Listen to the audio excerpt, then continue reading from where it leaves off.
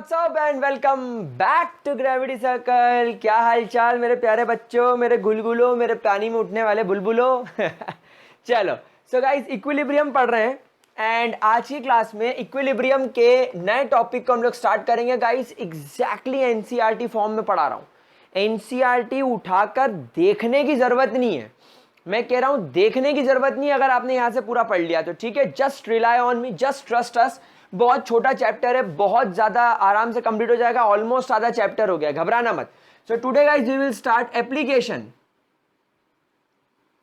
Application of equilibrium.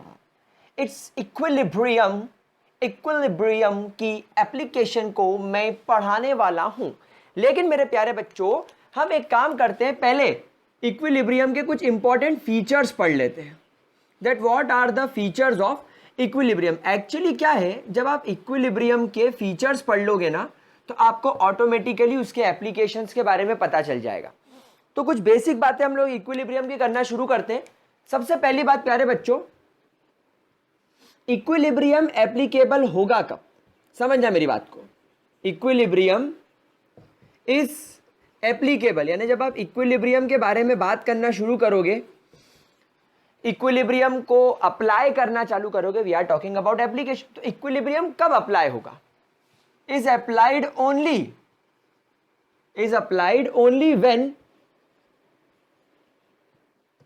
when the concentration of reactant and product, beta reactant and product reaches their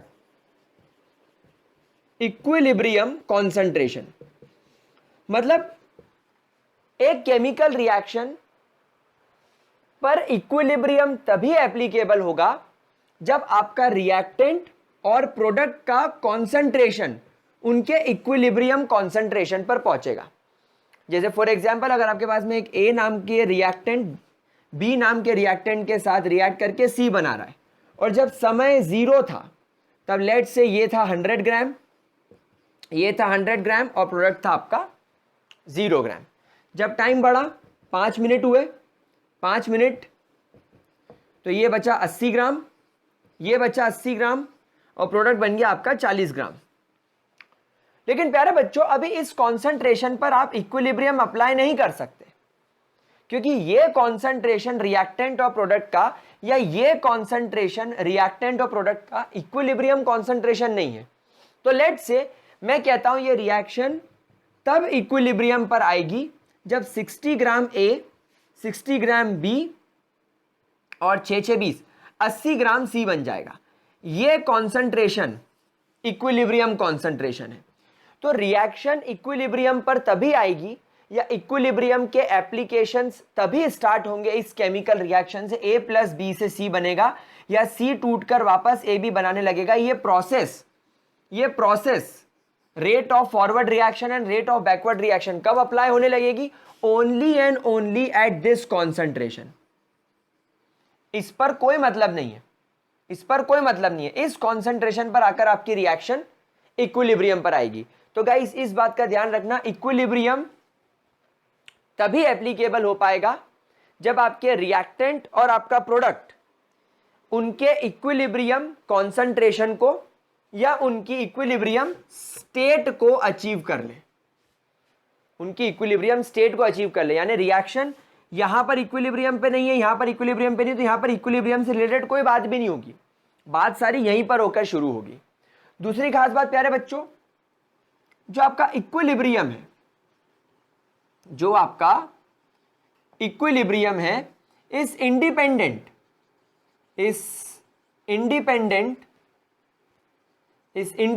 of the initial concentration of reactant and product. यानी chemical reaction यहां पर आकर equilibrium achieve कर रही है, उसका लेना देना इससे बिल्कुल भी नहीं है। मतलब अगर आप इसी केमिकल रिएक्शन को, ए को और बी को, अगर आप रिएक्ट करके सी बनाना चाहते हो, और अगर आपने इनका इनिशियल कॉन्सेंट्रेशन 1000 ले लिया, कोई फर्क नहीं पड़ेगा। रिएक्शन इक्विलिब्रियम पर तभी आएगी 100 मिनट बाद भले ही आएगी, लेकिन इक्विलिब्रियम पर तभी आएगी जब रिएक्टेंट और प्रोडक्ट कितने बनेंगे, 60 ग्राम बचेंगे। लाइकवाइज मतलब आप इसको कैलकुलेट करेंगे, या आपको एक मैं अंदाजा दे रहा हूं कि यहां पर केमिकल रिएक्शन में इक्विलिब्रियम का इनिशियल कॉन्सेंट्रेशन से कोई लेना देना नहीं होता। एक केमिकल रिएक्शन में इक्विलिब्रियम का initial concentration of reactant and initial concentration of product से कोई लेना देना नहीं होता। It have nothing to do with the initial concentration of reactant and product. ठीक है। तीसरा पॉइंट, इक्विलिब्रियम जो होता है मेरे प्यारे बच्चों, your equilibrium is a temperature dependent process. It is a temperature dependent process. ओ मारी समझ नहीं आई भैया क्या बोला। इक्विलिब्रियम क्या है, एक टेम्परेचर डिपेंडेंट प्रोसेस है। फॉर एग्जाम्पल, अगर आपके पास में एक ए नाम का रिएक्टेंट बी के साथ कंबाइन होकर सी बना रहा है, और अगर इसके के सी की वैल्यू लेट से 2.8 इंटू 10⁻³ आई, कितने पर, एट 300 केल्विन्स पर, तो हो सकता है अगर मैं इसी केमिकल रिएक्शन को एट 600 केल्विन्स करूं तो आपके केसी की वैल्यू चेंज हो जाए। हो सकता है केसी की वैल्यू आपके चेंज हो जाए। तो ये जो इक्विलिब्रियम कांस्टेंट की जो आपके वैल्यू हो रही है, इक्विलिब्रियम कांस्टेंट की आपके जो वैल्यूज आ रही है, वो टेम्परेचर के ऊपर डिपेंडेंट होगी। अलग अलग टेम्परेचर पर आपको अलग अलग इक्विलिब्रियम कांस्टेंट की वैल्यूज मिल सकती है, क्योंकि it is basically a temperature dependent process. क्या बात समझ में आ रही है? कोई दिक्कत? ठीक है, बहुत इजी पॉइंट है, कोई ज्यादा टेंशन या कोई ज्यादा घबरा के पढ़ने वाली बात नहीं है, आराम से पढ़ो। चौथा पॉइंट देखो,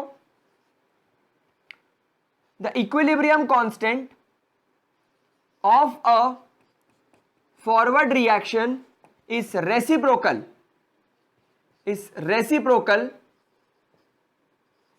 of the backward reaction equilibrium constant.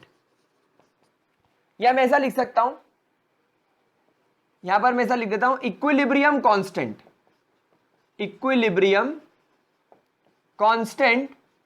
Of a forward reaction is reciprocal of the equilibrium constant of backward reaction.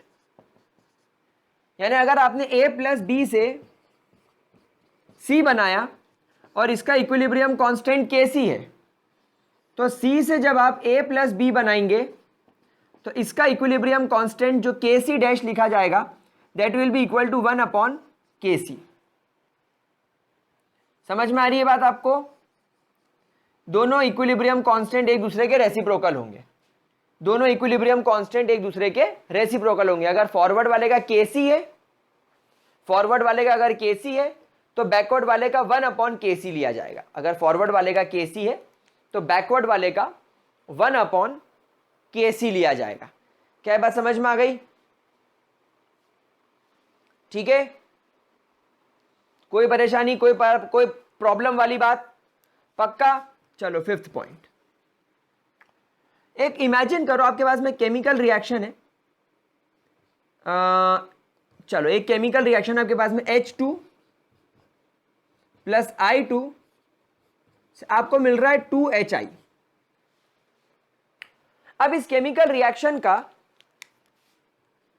मान लो इक्विलिब्रियम कांस्टेंट क्या है, Kc। इस केमिकल रिएक्शन का इक्विलिब्रियम कांस्टेंट कितना है, Kc। अब अगर मैं इस पूरी केमिकल रिएक्शन को अगर मान लो मैं 1/2 से मल्टीप्लाई कर दूं, इस पूरी केमिकल रिएक्शन को अगर मैं 1/2 से मल्टीप्लाई कर दूं, तो ये क्या बन जाएगा, ये बन जाएगा हाफ H2, ये बन जाएगा हाफ I2, और ये 2 डिवाइड होकर ये बच जाएगा HI। तो इस केमिकल रिएक्शन का जो Kc होगा, इसकी पावर में हाफ आ जाएगा, इसकी पावर में हाफ आ जाएगा। यानी आप पूरी केमिकल रिएक्शन को जिस नंबर से मल्टीप्लाई कर रहे हैं वो नंबर Kc की पावर में आ जाएगा, आपके इक्विलिब्रियम कांस्टेंट में आ जाएगा। यानी अगर आपने केमिकल रिएक्शन को एक नंबर से मल्टीप्लाई करा तो आपका इक्विलिब्रियम कांस्टेंट भी उतने नंबर से वेरी कर जाएगा। समझ में आ रही है बात आप लोगों को? अच्छा, एक बार जरा इतने का स्क्रीनशॉट ले लो, मैं इसके कुछ एग्जांपल्स और लिखवाता हूं बोर्ड रब करके, but before that take the screenshot. Screenshot ले लिया मेरे प्यारे लल्लो ने? लल्लो क्या होता है बे? लाडलो होता है। क्या बोल रहा है बे तुझे माइला कूतरिया? चलो, तो गाइस फिफ्थ पॉइंट को अपन कैसे डिफाइन करेंगे? That the value of equilibrium constant, के ई बोल लो, मैं वैसे इसको के सी लिखना पसंद करूंगा, या आप के पी भी लिख सकते हो, चलेगा। के पी या के सी दोनों की बात हम लोग कर सकते हैं। Varies when the reaction is multiplied और डिवाइडेड बाय n। यानी केमिकल रिएक्शन को अगर आप n से डिवाइड करोगे या n से मल्टीप्लाई करोगे तो उसकी वैल्यू भी बदल जाएगी। एक एग्जांपल हम लोग और ले लेते हैं। फॉर एग्जांपल, अगर आपके पास में SO2 है और अगर आप उसको O2 के साथ रिएक्ट कर रहे हैं तो आपको SO3 मिल जाएगा। ये 2 मोल्स है, तो ये हो जाएगा 2 मोल्स। तो अगर मान लीजिए इसका इक्विलिब्रियम कांस्टेंट Kc की वैल्यू मान लो K है, इक्विलिब्रियम कांस्टेंट की वैल्यू K है, तो अगर मैं इस पूरी रिएक्शन को फॉर एग्जांपल अगर मैं 2 से मल्टीप्लाई कर दूं तो ये क्या बन जाएगा? 4SO2, 2O2 and 4SO3। तो 2 से मल्टीप्लाई करा है, तो अब जो इसका Kc डैश यानी जो नया Kc है, ये पुराना है ये नया है, तो ये क्या हो जाएगा? K और इसकी पावर में 2। समझ गए? लाइकवाइज ये चेंज होता जाएगा। तो गाइज ये कुछ इंपॉर्टेंट फीचर्स थे, ये कुछ इंपॉर्टेंट फीचर्स हैं आपके किसके? इक्विलिब्रियम और इक्विलिब्रियम कांस्टेंट के। आराम से इसका स्क्रीनशॉट ले लो, फिर अपन चलते हैं एप्लीकेशन की तरफ। एप्लीकेशन भी बहुत चोनू मोनू सी है, चोमू चोमू टाइप की है, बहुत ईजी है, फटाफट कंप्लीट होने वाला चैप्टर है, कोई ज्यादा लोड लेने वाला चैप्टर नहीं है, अच्छा चैप्टर है। और अगर एक बार समझ में आ गया फिर तो कोई दिक्कत ही नहीं। चलो स्क्रीनशॉट ले लिया, आगे बढ़े। ग्रेट। अब मेरे प्यारे बच्चों, मैंने आप लोगों के साथ क्या डिस्कस कर लिया? फीचर्स। अब चलते हैं ऑथेंटिक एप्लीकेशंस की तरफ। सो प्यारे बच्चों, पहली एप्लीकेशन है, it helps us to predict the extent of a reaction.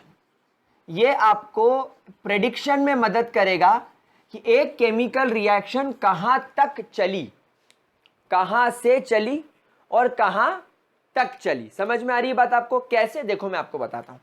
अच्छा, एक बात स्टार बना के सब लोग लिख लो।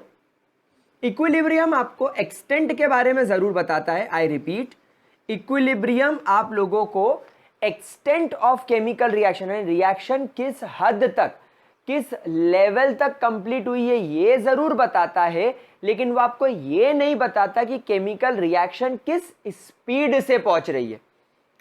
समझ में आ रही है? हो सकता है केमिकल रिएक्शन ए से बी तक और बी से ए तक जब इक्विलिब्रियम में आई तो हो सकता है ये 5 मिनट में आ गई हो, और हो सकता है दूसरी केमिकल रिएक्शन अपने इक्विलिब्रियम पॉइंट में पहुंचने के लिए उसको 10 दिन का समय लग गया हो। तो ये इक्विलिब्रियम में जब केमिकल रिएक्शन आ जाती है तो हमें यह पता लगता है कि केमिकल रिएक्शन किस हद तक कंप्लीट हुई है। क्या प्रोडक्ट की मात्रा ज्यादा है या रिएक्टेंट की मात्रा ज्यादा है, क्योंकि इक्विलिब्रियम में तो दोनों एग्जिस्ट कर रहे हैं, या दोनों इक्वल है, ये हमें पता जरूर चलेगा। भाई प्रोडक्ट की मात्रा अगर ज्यादा निकली तो हम बोलेंगे रिएक्शन फॉरवर्ड डायरेक्शन में चली, रिएक्शन फेवरेबल है प्रोडक्ट बनाने के लिए। अगर रिएक्टेंट की मात्रा ज्यादा निकली तो हम बोलेंगे रिएक्शन बैकवर्ड डायरेक्शन में ज्यादा आ गई, यानी प्रोडक्ट कम बना और रिएक्टेंट ज्यादा है। और अगर दोनों बराबर रहे तो हम बोलेंगे रिएक्शन एक अच्छी खासी प्रोसेस करके चली गई। लेकिन हमें यह थोड़ी पता चलेगा कि ये रिएक्शन कितने समय में हो रही है। सो बेसिकली ये इक्विलिब्रियम आप लोगों को कुछ भी नहीं बताता अबाउट रेट। तो equilibrium does not tells anything about the rate of a reaction, about the rate of a reaction. ठीक है, ये सिर्फ आपको एक्सटेंट के बारे में बताएगा. अब कैसे बताएगा जी मेरे प्यारे बच्चों, देखो, इफ आपके इक्विलिब्रियम कांस्टेंट की value is greater than 10 to the power -3, अगर आपके इक्विलिब्रियम कांस्टेंट की वैल्यू 10 टू द पावर -3 नहीं 10 टू द पावर +3 या उससे ज्यादा है, अगर आपके इक्विलिब्रियम कांस्टेंट की वैल्यू 10 टू द पावर 3 या 10 टू द पावर 3 से ज्यादा है, तब मेरे प्यारे बच्चों हम ये कह सकते हैं कि आपकी केमिकल रिएक्शन प्रोडक्ट फेवरिंग है. हम क्या बोलेंगे, आपकी केमिकल रिएक्शन प्रोडक्ट को ज्यादा फेवर कर रही है. It is favouring the product. कैसे, देखो मैं आपको बहुत इजीली इस चीज को मतलब बताता हूं. अगर आप लोगों को याद हो तो हम लोगों ने केसी कैसे निकाला था. So equilibrium constant can be written as active mass of, जैसे मान लो एक केमिकल रिएक्शन हो रही है, एक केमिकल रिएक्शन हो रही है A प्लस B से बन रहा है C प्लस D. इसके मोल्स हैं N, इसके मोल्स हैं M, इसके मोल्स हैं P और इसके मोल्स हैं Q. तो जब आप इसका इक्विलिब्रियम कांस्टेंट निकालेंगे तो आप क्या लिखेंगे, आप ऊपर प्रोडक्ट लिखेंगे. Active mass of product raise to the power its number of moles multiply by active mass और concentration of product D raise to the power their moles divided by concentration of reactant A raised to the power their number of moles and concentration of reactant B raised to the power their number of moles. अब आप यहां पर देखो Kc और product directly proportional है. Kc N आपके product का concentration directly proportional है और इक्विलिब्रियम कांस्टेंट और आपके रिएक्टेंट का कॉन्सेंट्रेशन इनवर्सली प्रोपोर्शनल है. समझ में आ रहा है फंडा.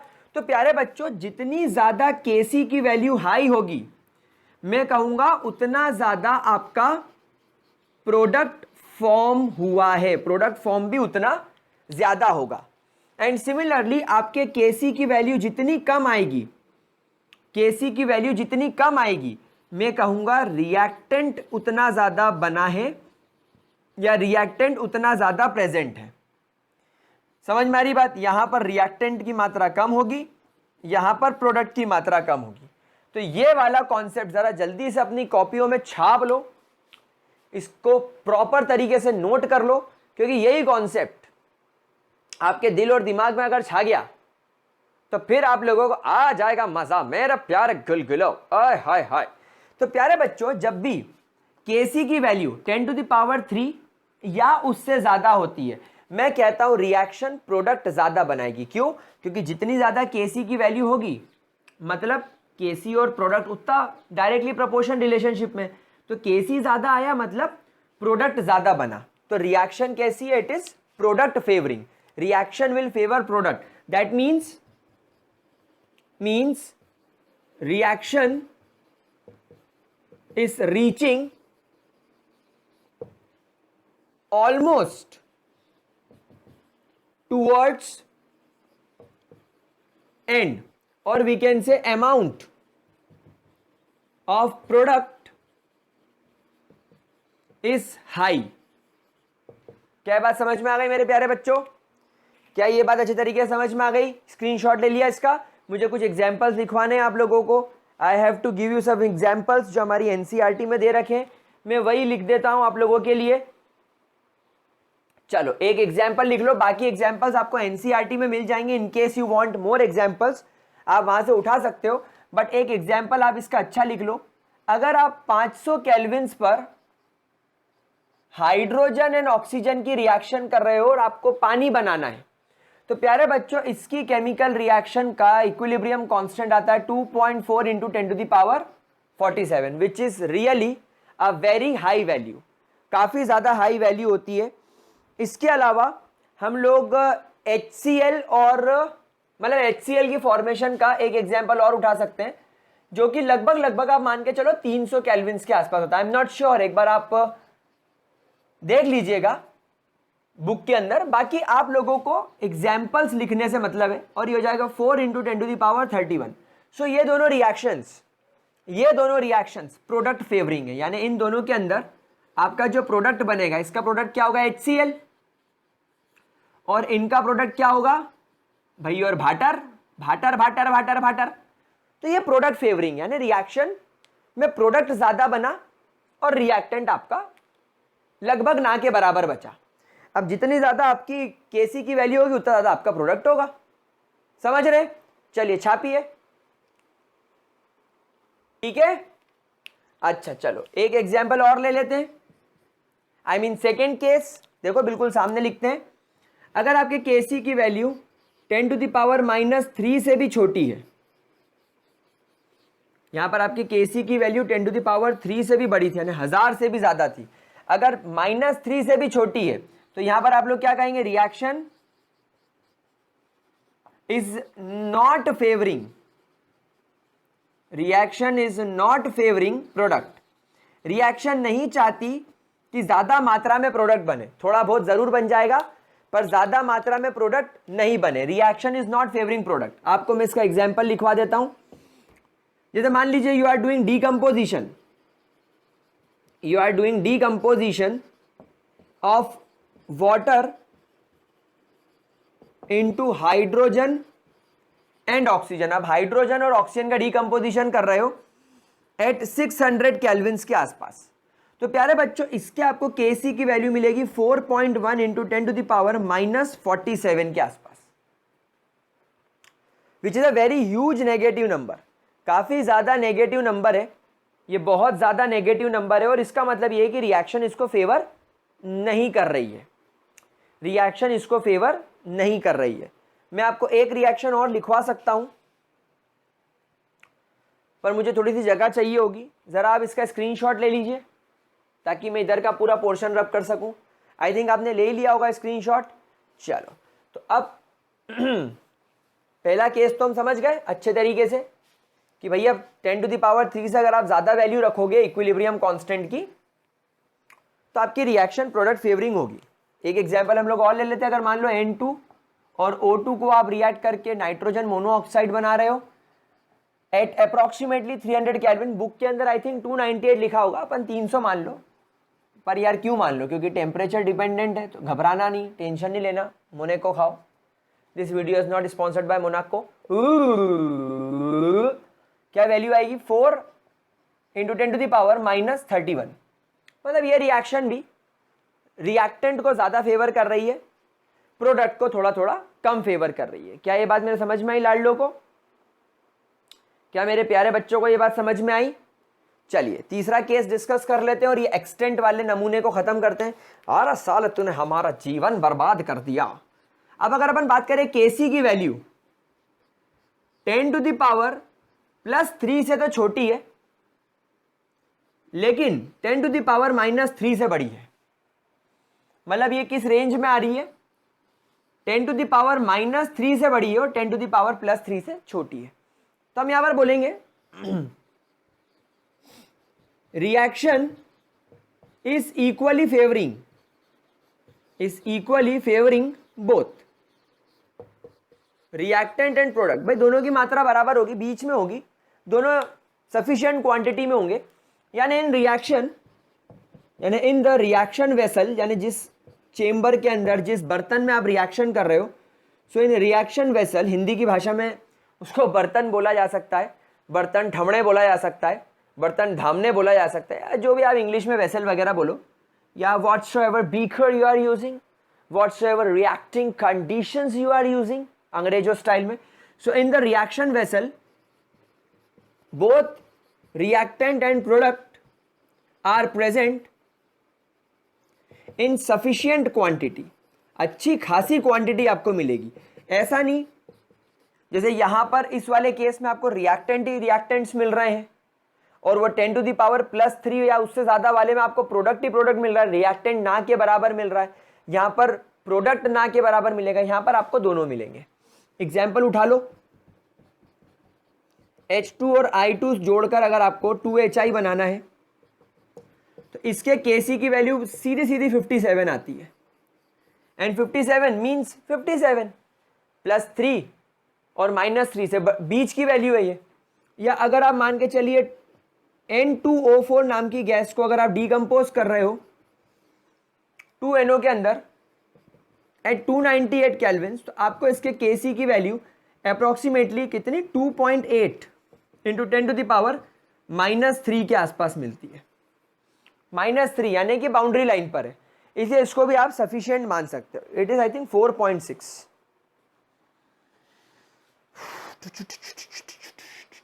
यस 4.6 ही है, क्योंकि मैंने एक ट्रिक याद करी थी कि अधिकतर वैल्यू 4 की रेंज में ही आ रही है।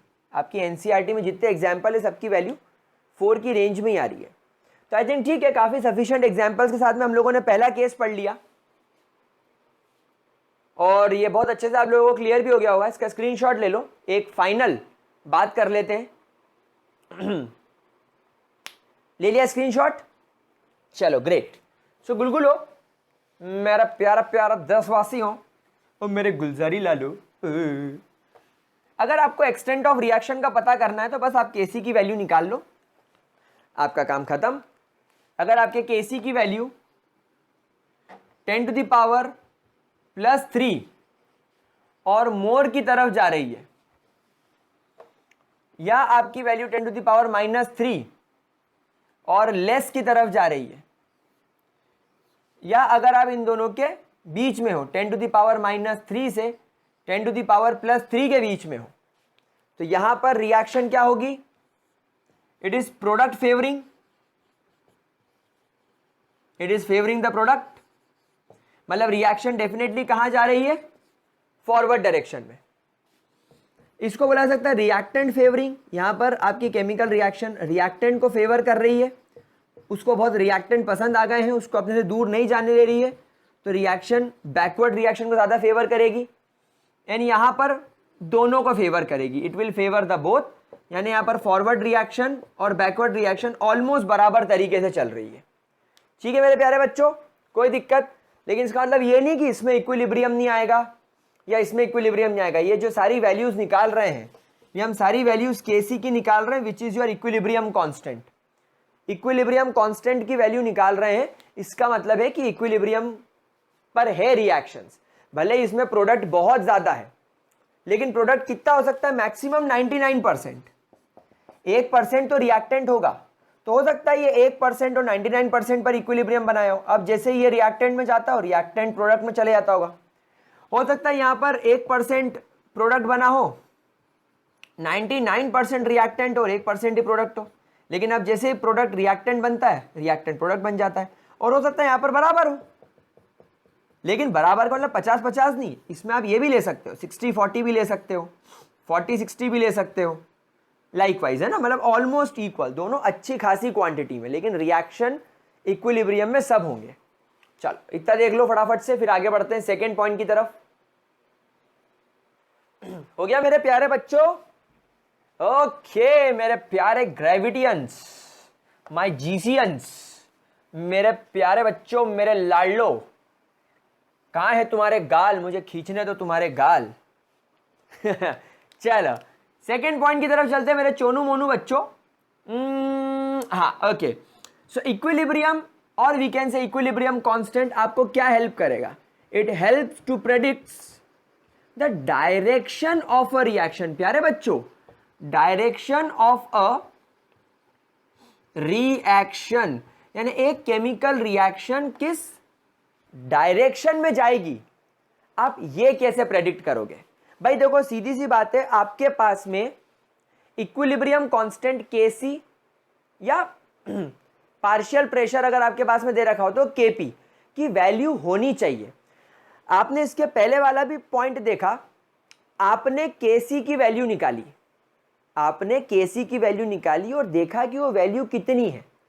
क्या रिएक्शन फॉरवर्ड डायरेक्शन में जा रही है, बैकवर्ड डायरेक्शन जा रही है, या दोनों चीज को फेवर कर रही है? यहां पर अगर आपको डायरेक्शन निकालना है then you must have a value of KC. आपके पास केसी की वैल्यू होनी चाहिए, तब आप इस चीज को निकाल सकते हैं।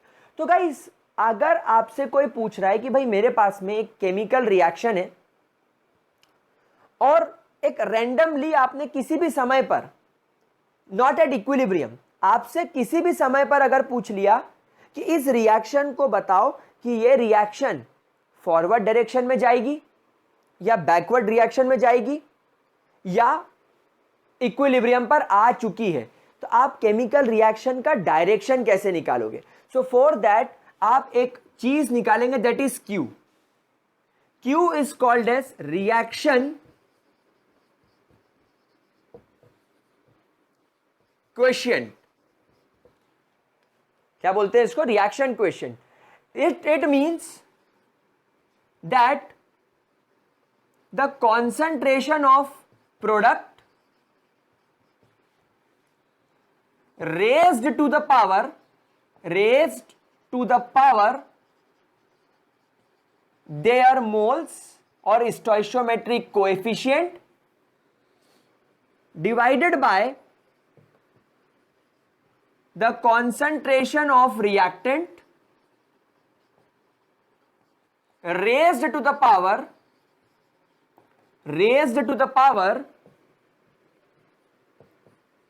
their moles at any moment of time other than, ध्यान रखिएगा इस पॉइंट को, other than equilibrium, not at equilibrium। क्योंकि अगर आप इक्विलिब्रियम पर इसका यूज करेंगे तो ये आपको Kc की वैल्यू दे देगा। What is Kc? मान लीजिए अगर आपके पास में एक रिएक्शन हो रही है, n moles of A react कर रहा है m मोल्स ऑफ B के साथ, और ये आपको C मोल्स ऑफ C, या चलो प्यारा प्यारा पप्पी P moles of C and Q moles of D देगा। तो अगर आप इस चीज का इस्तेमाल करके Kc की वैल्यू निकालेंगे एट इक्विलिब्रियम, तो आप क्या लिखेंगे? C की power P multiply by D की power Q divided by A की पावर N और B की power M। So this value is obtained at equilibrium. मतलब यहां पर जब केमिकल रिएक्शन इक्विलिब्रियम पर आ जाएगी तब C कितना है, D कितना है, A कितना है और B कितना है, कब? इक्विलिब्रियम पे। लेकिन यहां पर हमने एक नई टर्म निकाली, रिएक्शन क्वोशिएंट Q। Q का मतलब होता है सेम। Q का मतलब क्या होता है? सेम। जो आपने इक्विलिब्रियम कांस्टेंट निकाला बिल्कुल सेम, प्रोडक्ट की पावर में उसके मोल्स मल्टीप्लाई बाय D उसके पावर में उसके moles divided bye concentration of reactant. Reactant कौन है? A, उसकी पावर में उसके मोल्स, और B उसके पावर में उसके मोल्स। सेम है, Q और Kc की वैल्यू बिल्कुल सेम है, लेकिन ये it should not be at equilibrium. यानी जब केमिकल रिएक्शन इक्विलिब्रियम पर ना पहुंची हो, तो अब आप किसी भी टाइम पीरियड पे किसी भी समय आप रिएक्शन में देख लो कि A कितना है, B कितना है, C कितना है, D कितना है, उससे आपको QC की वैल्यू मिल जाएगी। क्या बात समझ में आ रही है? तो दोनों में जरा सा फर्क है। यहां पर CDAB का जो कॉन्सेंट्रेशन है वो हम कब मेजर कर रहे हैं? इक्विलिब्रियम पर। और यहां पर CDAB का कॉन्सेंट्रेशन अब कब मेंशन कर रहे हैं? जब रिएक्शन इक्विलिब्रियम पर ना हो।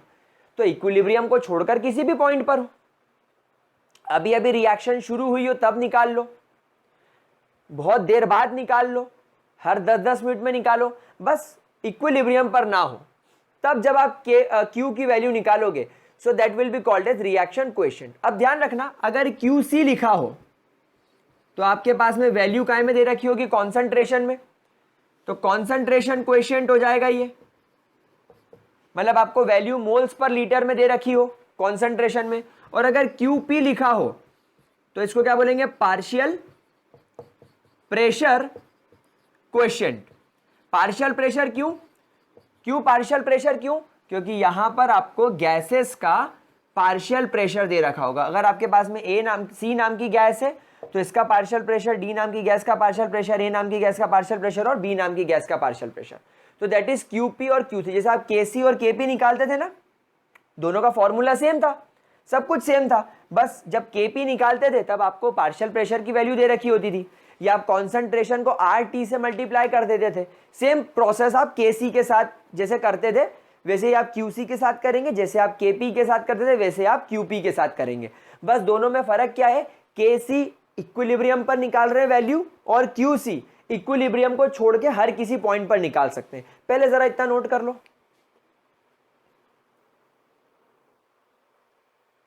कर लिया नोट, पक्की बात। चलो अब जैसा मैंने आपसे कहा था कि आपके पास में केमिकल रिएक्शन का इक्विलिब्रियम कांस्टेंट का वैल्यू होना चाहिए। भाई अगर वो वैल्यू नहीं होगा तो मजा नहीं आएगा, क्योंकि आप वैल्यू कर नहीं पाओगे, इस चीज को सॉल्व नहीं कर पाओगे। तो लेट्स से H2 और I2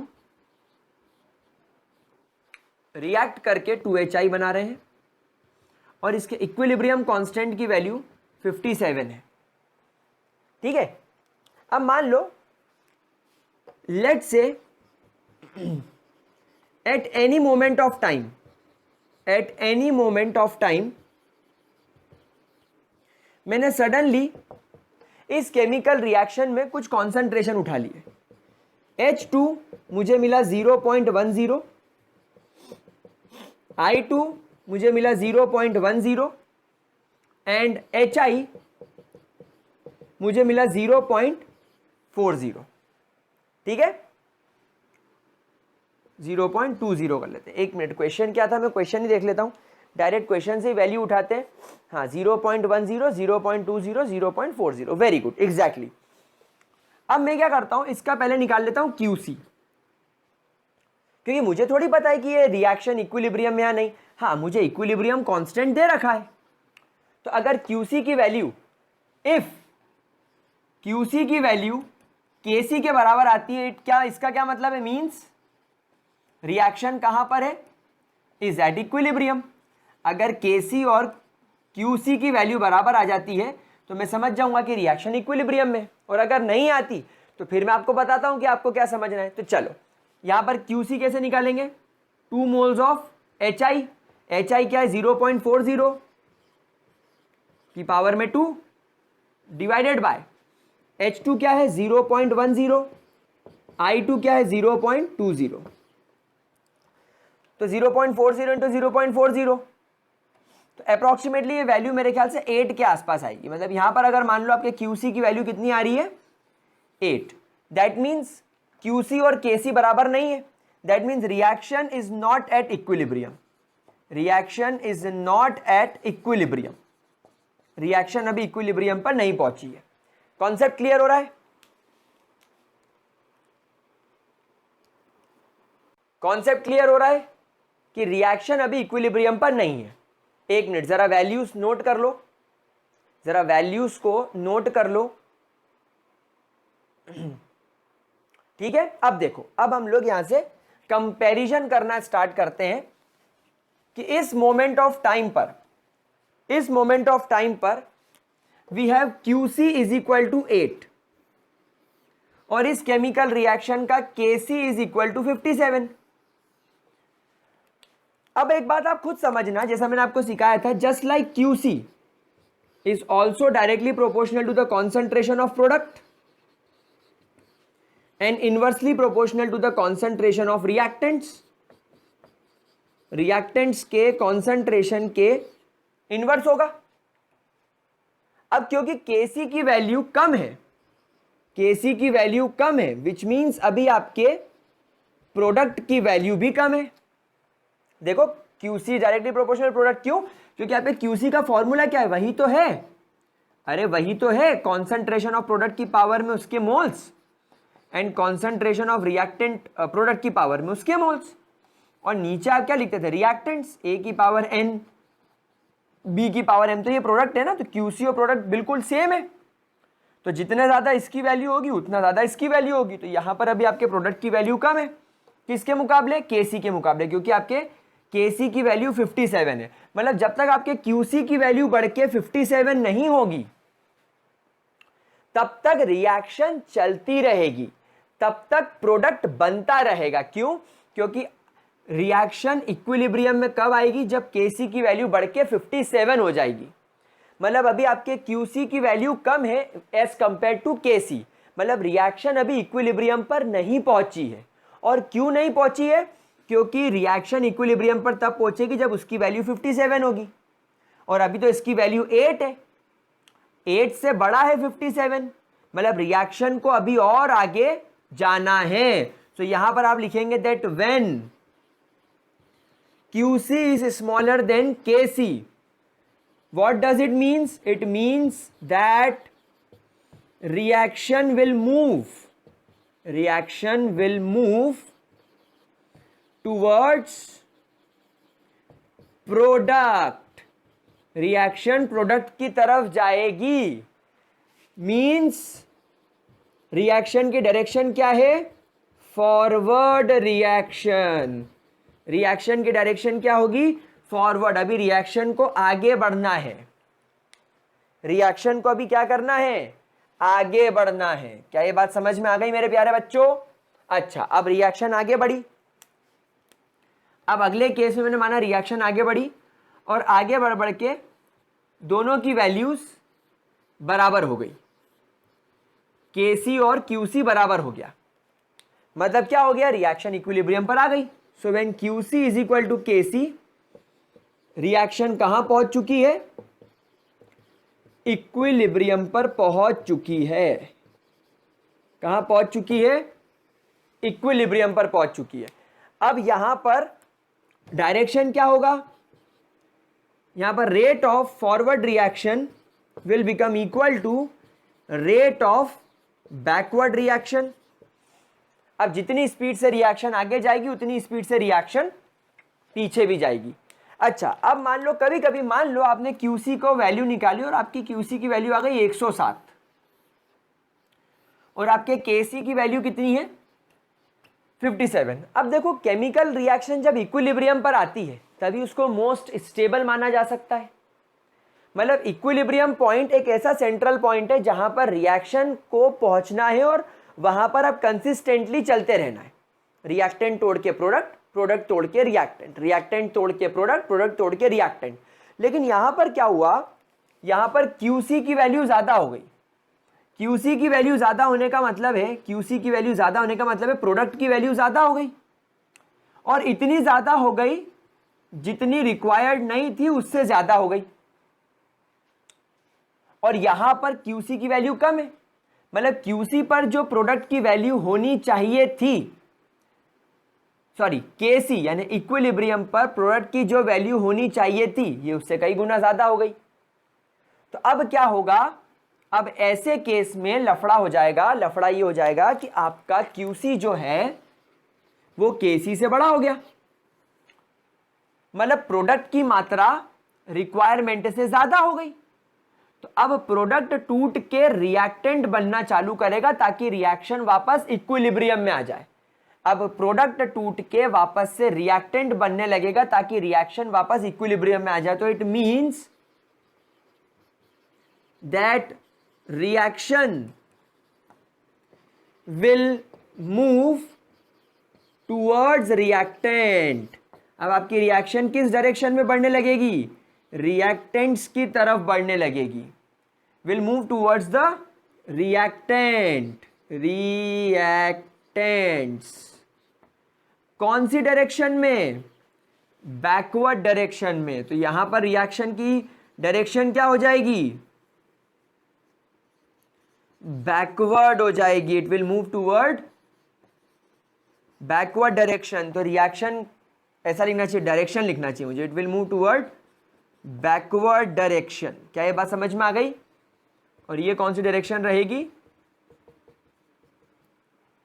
फॉरवर्ड डायरेक्शन। समझ रहे हो बात को? तो आपको क्यूसी को बस केसी से कंपेयर करना है। अगर केसी नोन है फिर तो कोई चिंता नहीं। क्यूसी केसी अगर बराबर है मतलब इक्विलिब्रियम पर है, कोई चिंता नहीं। मतलब आपने जो कॉन्सेंट्रेशन उठाकर क्यूसी की वैल्यू निकाली है फॉर्मूले में डालकर, वो कॉन्सेंट्रेशन इक्विलिब्रियम का था, इसलिए क्यूसी केसी बराबर आया।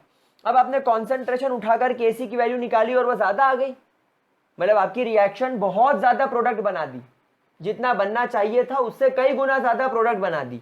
तब रिएक्शन वापस प्रोडक्ट को तोड़ेगी और तोड़कर रिएक्टेंट बनाएगी ताकि केसी और क्यूसी बराबर हो जाए और वापस से रिएक्शन इक्विलिब्रियम में आ जाए।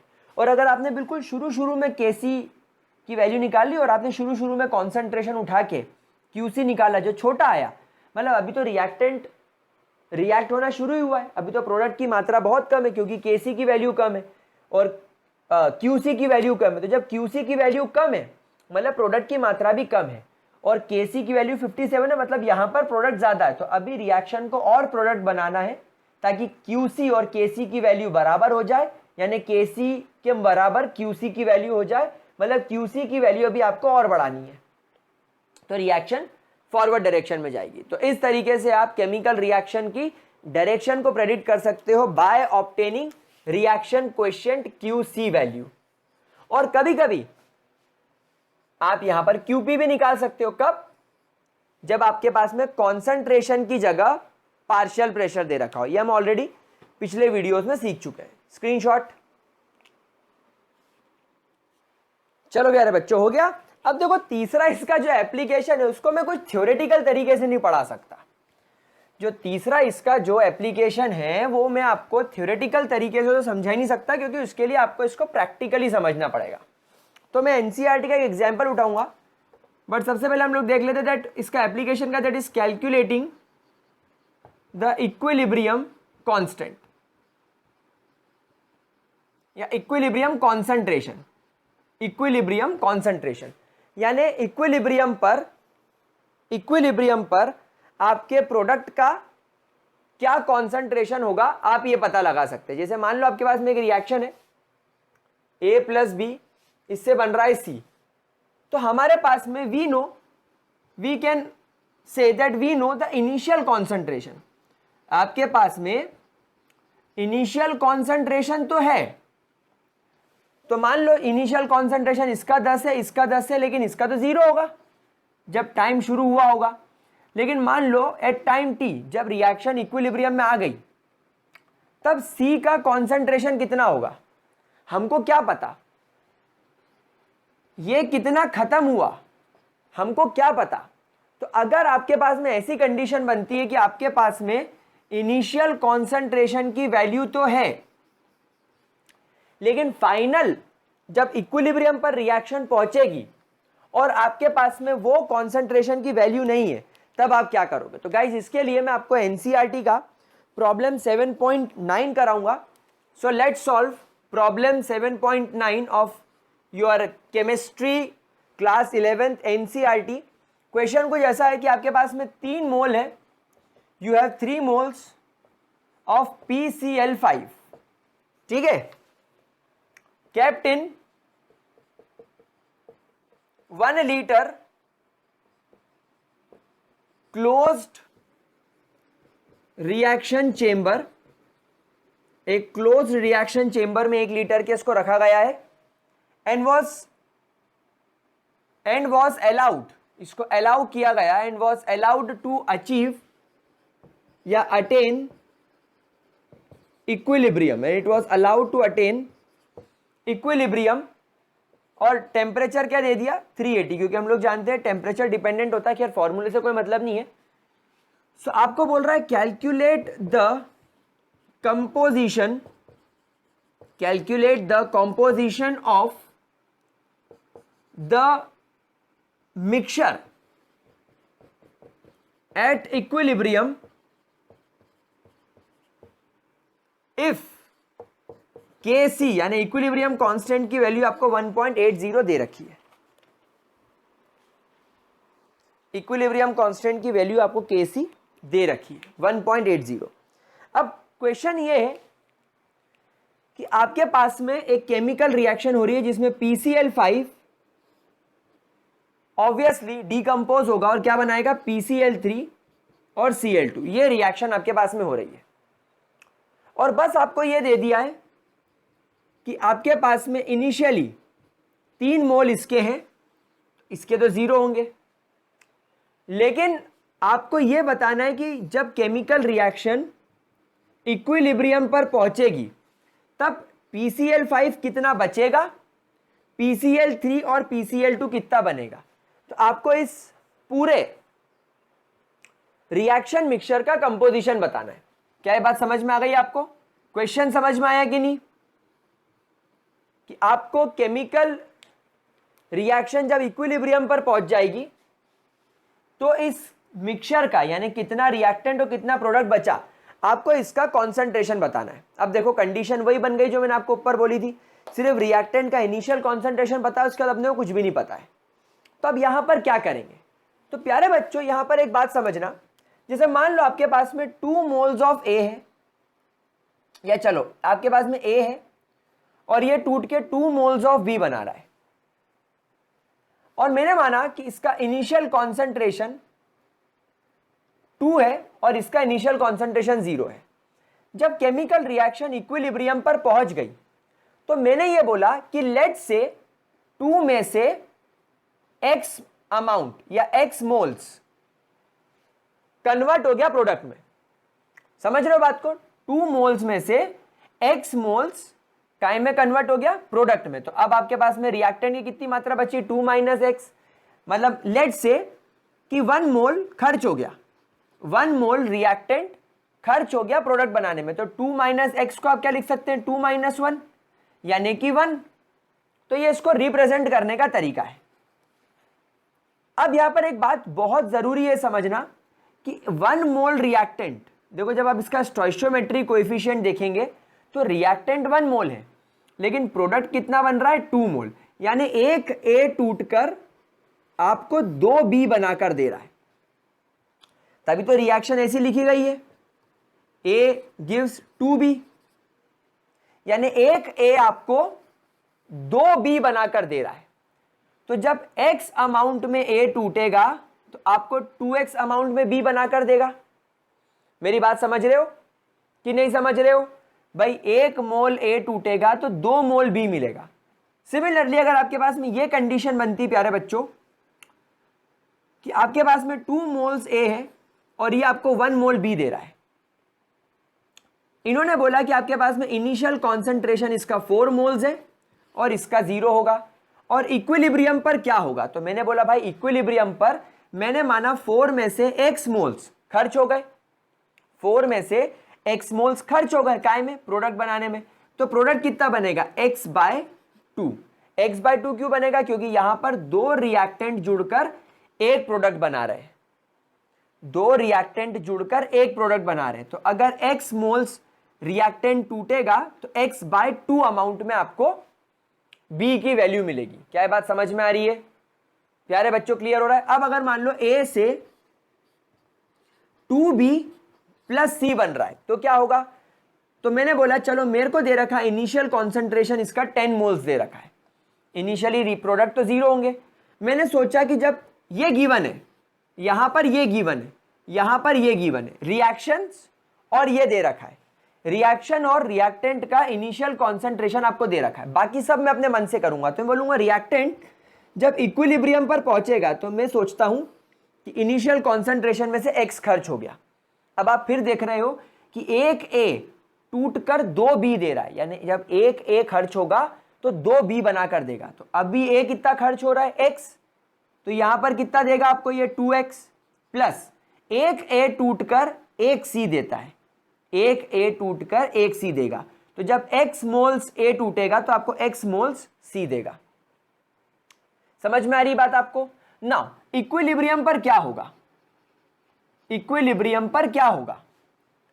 रिएक्टेंट कितना बचा? 2 माइनस एक्स। अब इक्विलिब्रियम पर हम देख रहे हैं इक्विलिब्रियम मिक्सचर की क्या कंडीशन होगी।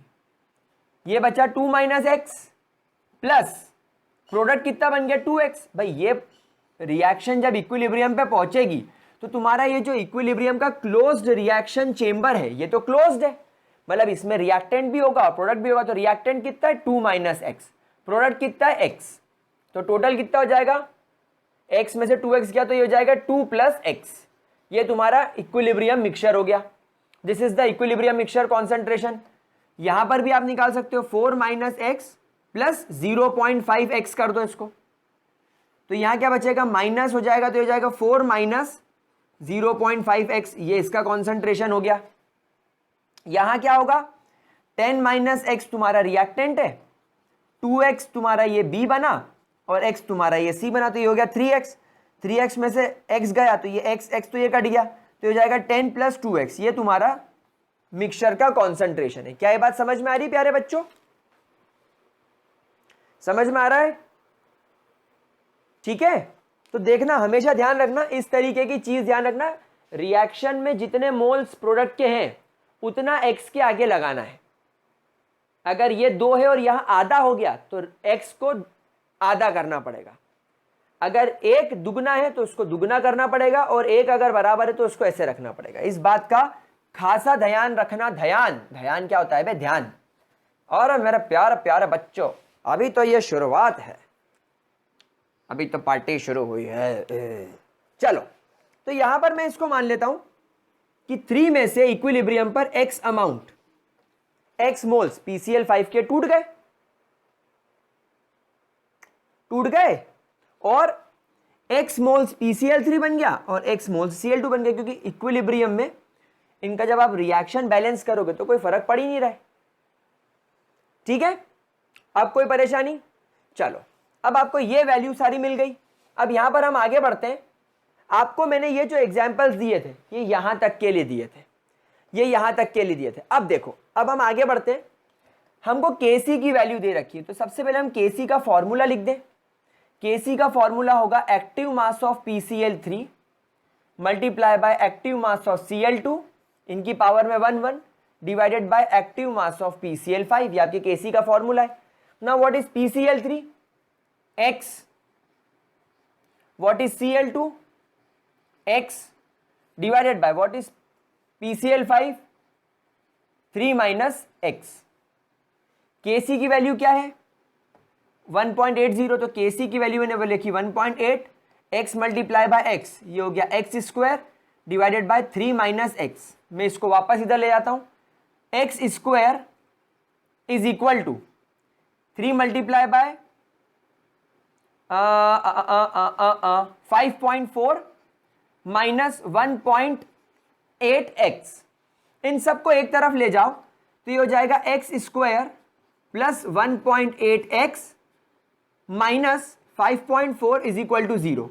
अब देखो ये इक्वेशन आपके पास में फाइनल आ गई, इस फॉर्मूले को लगाकर ये इक्वेशन आ गई। अब गाइस, अगर आप लोगों ने क्वाड्रेटिक इक्वेशन पढ़ा हो तो क्वाड्रेटिक इक्वेशन कैसी दिखती है? ax square plus bx plus c is equal to 0। This is quadratic equation और एग्जैक्टली वैसी बैठ रही है। अब यहां पर हम क्वाड्रेटिक इक्वेशन का फॉर्मूला क्या होता है? x is equal to minus B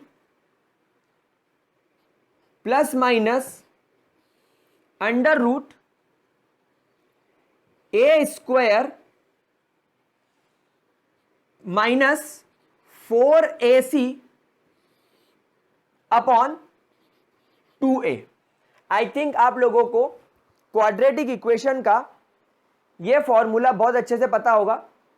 sorry, minus B square, क्योंकि बी टर्म में खा गया, माइनस बी स्क्वायर, हाँ माइनस बी स्क्वायर 4ac, ठीक है, अपॉन 2a, यह आपके क्वाड्रेटिक इक्वेशन का फॉर्मूला हो गया। ठीक है, चलो अब यहां पर अपन वैल्यूज रख के इसको सॉल्व करके देखते हैं। माइनस बी क्या है आपका? 2.8। देखो a क्या है आपका? 1, एक्स स्क्वायर क्या है, कुछ नहीं तो 1, यहां पर x है तो b क्या है? 1.8, और तुम्हारा c क्या है? माइनस 5.4। चलो, तो माइनस b क्या हो जाएगा? Minus 1.8 plus minus under root B square. बेटा बी स्क्वायर देखो कैसे निकालते हैं, अगर मैं 18 इंटू 18 करता हूं तो कितना होगा?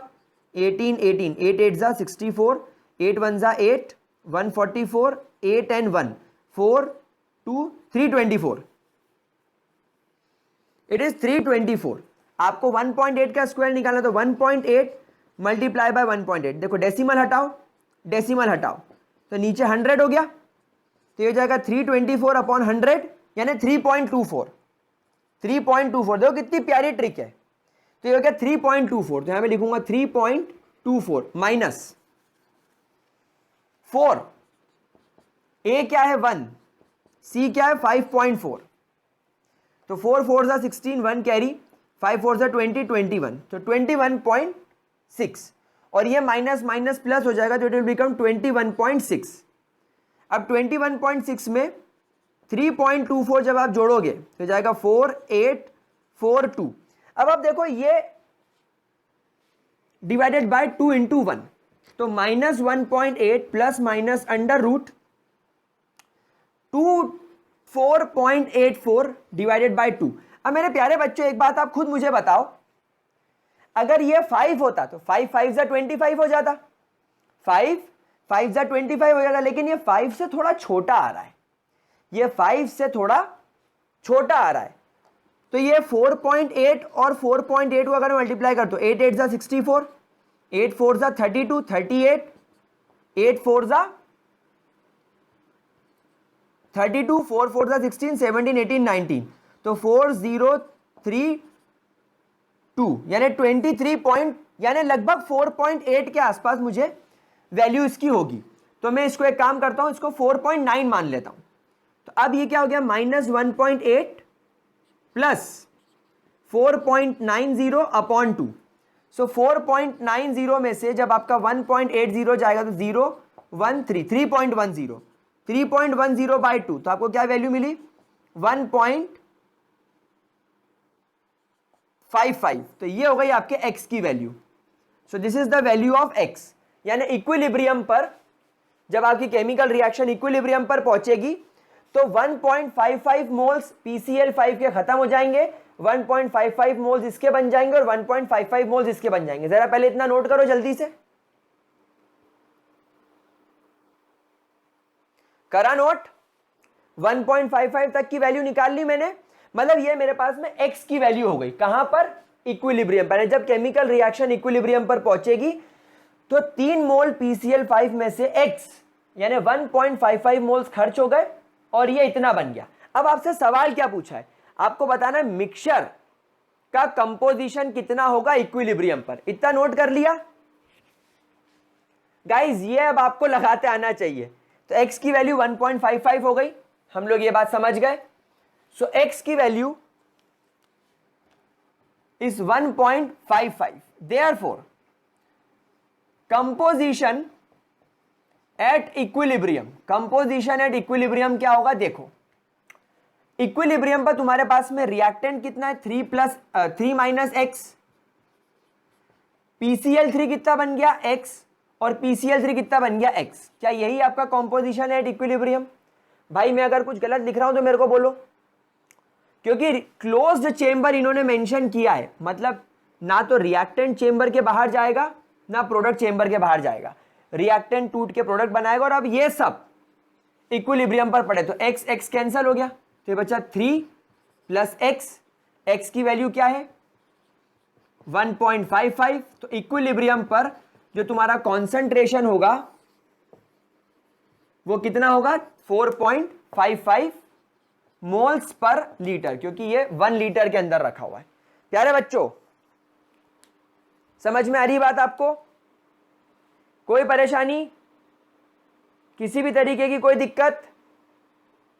ठीक है, तो यहां पर आप ऐसा भी स्पेसिफाई कर सकते हो कि अब आपका रिएक्टेंट 3 माइनस एक्स यानी 3 माइनस 1.55 कितना बचा होगा 2.45, नहीं 1.45 तुम्हारा रिएक्टेंट बचा है, कौन सा PCl5, PCl3 कितना है 1.55 और Cl2 कितना है, इट इज ऑल्सो 1.55। जब आप इन सबका सम करोगे तो भी वो इसी के बराबर आएगा। ठीक है, एनसीईआरटी में ये नहीं दिया, एनसीईआरटी में ये करके छोड़ दिया है, पर वो कंपोजिशन पूछ रहा है तो ये हमको सॉल्व करके देना पड़ेगा। तो गाइस इस तरीके से आप क्वेश्चन सॉल्व करेंगे। यहां पर हमारा आज का टॉपिक खत्म होता है एप्लीकेशन का। अगली क्लास में हम गिब्स एनर्जी और इक्विलिब्रियम कांस्टेंट की बात करेंगे, फिर हमारा आयोनिक इक्विलिब्रियम स्टार्ट हो जाएगा, मतलब आधा चैप्टर हमारा खत्म हो जाएगा। ठीक है, चलो गाइस, तो आज आई होप ये अच्छे से समझ में आ गया होगा। इसके आगे की बात हम लोग अगली क्लास में करेंगे। तब तक के लिए bye bye, see you, have a great day मेरे लाडलो, मेरे प्यारे, मेरे चोमू मोमू बच्चों। अच्छा वीडियो को लाइक कर देना, बाय बाय।